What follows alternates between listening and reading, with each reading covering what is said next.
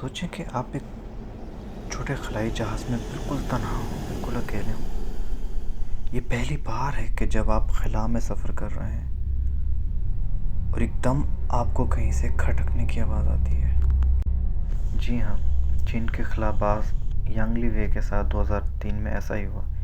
ایک انٹرویو میں انہوں نے بتایا کہ ان کے پہلے خلائی سفر میں انہیں خلائی جہاز میں کھٹکنے کی ایسی آوازیں آ رہی تھیں جو بالکل عجیب و غریب تھی،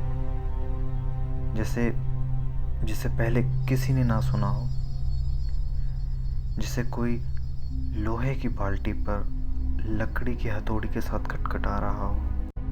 یہ آوازیں نہ خلائی جہاز کے اندر سے آ رہی تھیں اور نہ باہر سے آ رہی تھیں۔ انہوں نے فوراً سے خلائی جہاز سے باہر جھانک کر دیکھا، لیکن انہیں کچھ نظر نہ آیا۔ خلائی سفر کے ختم ہونے کے بعد جب وہ زمین پر واپس آئے تو انہوں نے ان آوازوں کی وضاحت ڈھونڈنے کے لیے بہت کوشش کی، انہوں نے بہت ریسرچ کی کہ پتہ لگا سکوں کہ یہ آوازیں کس چیز کی تھیں اور کس بنا پہ آ رہی تھیں۔ دوستوں، میں ساتھ ساتھ آپ کو ایک بات ضرور بتاتا چلوں کہ آواز کو سفر کرنے کے لیے کوئی نہ کوئی وسیلہ چاہیے ہوتا ہے، کوئی نہ کوئی چیز چاہیے ہوتی ہے، جیسے ہوا یا پانی کے ذرات یا ٹھوس مادہ۔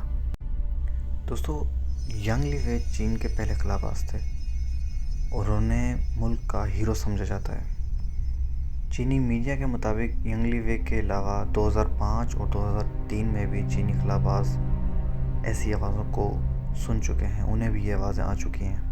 یہاں تک کہ ینگ لی وے نے بعد میں جانے والے خلا بازوں کو بھی اس چیز کی ہدایت کی ہے کہ اگر انہیں اس طرح کی آوازیں وہاں آئیں تو وہ پریشان نہ ہوں۔ خلا میں آوازیں سنائی دینا اور اس کے بعد ان باتوں کو ترجیح نہ دینا یہ کوئی نئی بات نہیں۔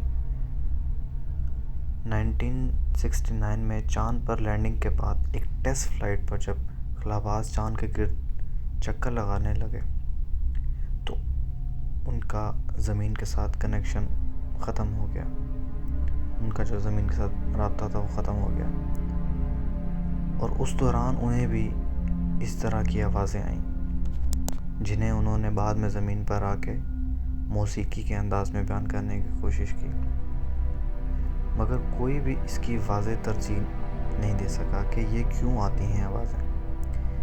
اس بات کو امریکی حکومت نے کئی سالوں تک خفیہ رکھا۔ امریکی خلائی ادارے کا کہنا ہے کہ یہ کئی قسم کی ریڈیو انٹرفیرنس کی وجہ سے ہو سکتا ہے، بجائے اس کے کہ کوئی خلائی مخلوق ہو۔ ناسا کے بھی دیگر خلائی مشنز پر ایسی آوازیں ریکارڈ کی چکی ہیں۔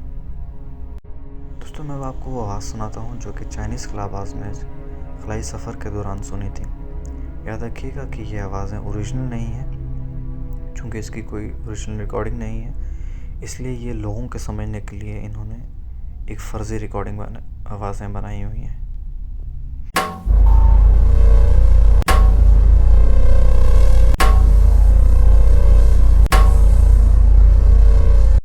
اسٹوری پسند آئی ہو تو دوستو لائک ضرور کیجیے گا اور سبسکرائب ضرور کیجیے گا تاکہ آپ ہماری نئی آنے والی ہر ویڈیو کو فوراً سے دیکھ سکیں۔